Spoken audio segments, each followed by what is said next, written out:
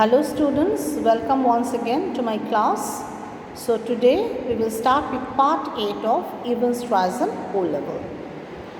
So the moment Stephens told the governor that as he had instructed him at 11:22 through phone that he should accompany McCleary to the main gate, he did it.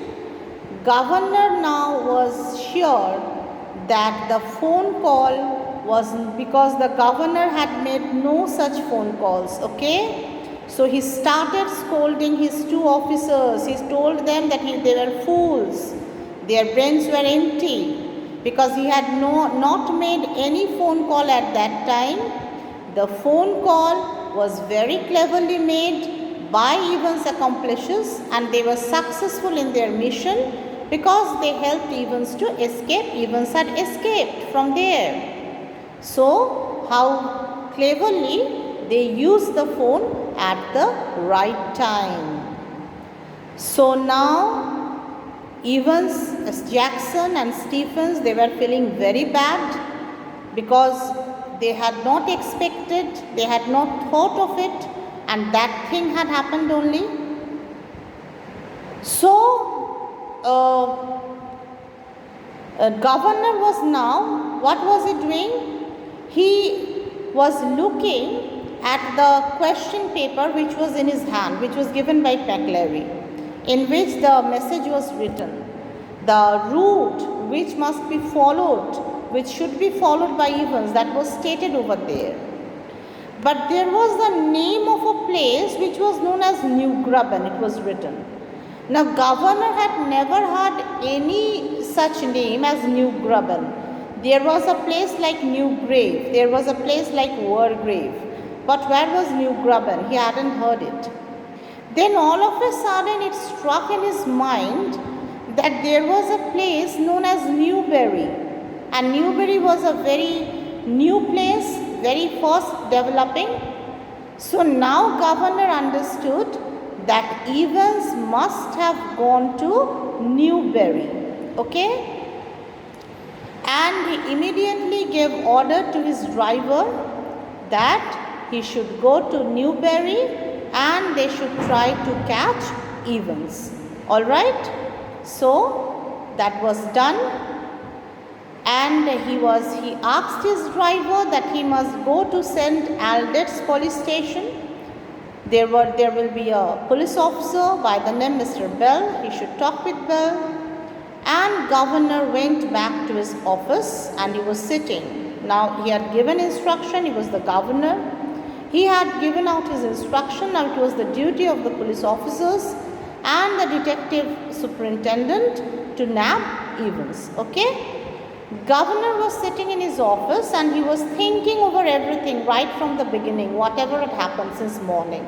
Governor was thinking over it, pondering over it. And then he was thinking that Evans might be considering himself to be very clever, but he had forgotten that police was cleverer than him. And very fast, police was going to nab him, catch him very fast.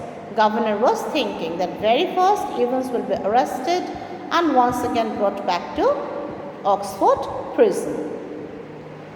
Then all of a sudden the telephone in his office started ringing. Okay? The telephone started ringing. He picked up the phone and who was there on the other side of the phone? It was the Detective Superintendent Carter. Carter told the governor that they had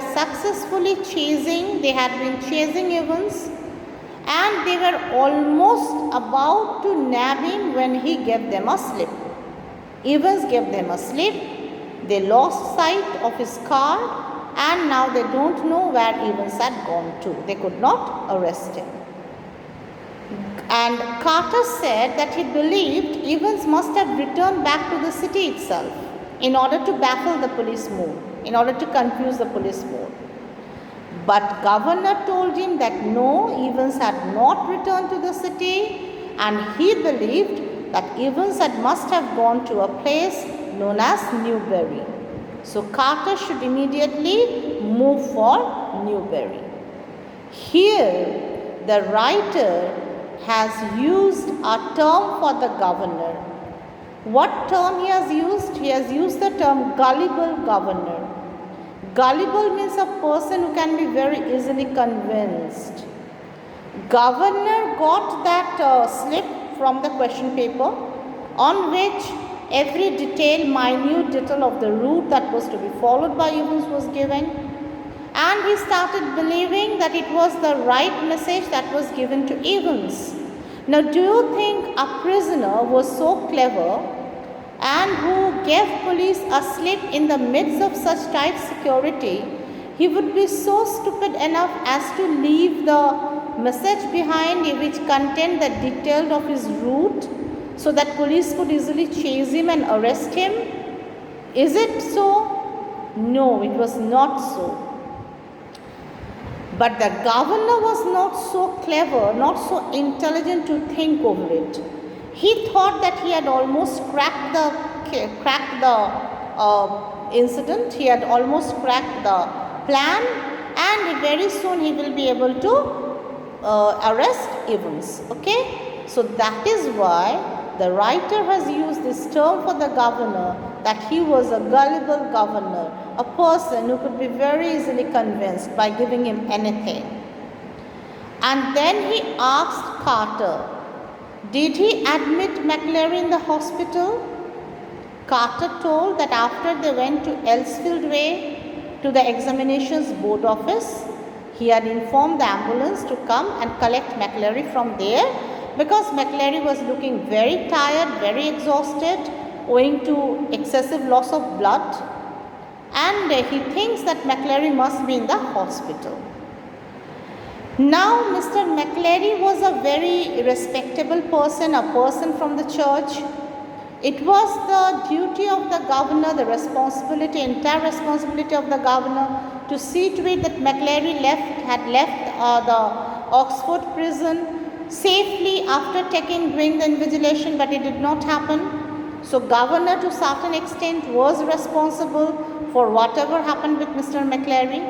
So, governor thought that he must ring in the hospital and try to find out how was Mr. McLary, the old man. Was he recovering? Was he fine? Was he well? He thought of calling, giving a call to the hospital, and that's what he did. He picked up the phone, he rang Radcliffe Hospital. The name of the hospital was Radcliffe Hospital. He rang at Radcliffe Hospital. The receptionist picked up the phone. So governor inquired from the receptionist, how was Mr. McLary? The receptionist seemed to be very surprised by hearing the name. The receptionist said, by the name of Mr. McLary, no one was admitted in their hospital. Governor said it was not possible because the ambulance of the hospital had picked up the patient from Elsfield Way, from the examinations board office. Then the receptionist informed the governor that it was true, their ambulance had gone to Elsfield Way to pick up the patient, but when the ambulance reached there, no one was found at Elsfield Way, no one was there, so the ambulance returned without any patient, and by the name of Mr. McLary, no one was there admitted in their hospital. What the receptionist said at the end, the governor was no more listening, as if someone hit him very hard at the back of his head. Till now everything was entangled. Now everything was crystal clear to the governor what must have happened.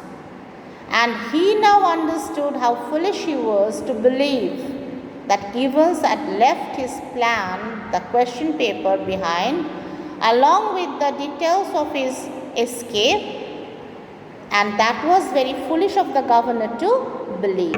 Everything was very clear to him. He now understood what actually must have happened inside the cell. All right, student, this much today only.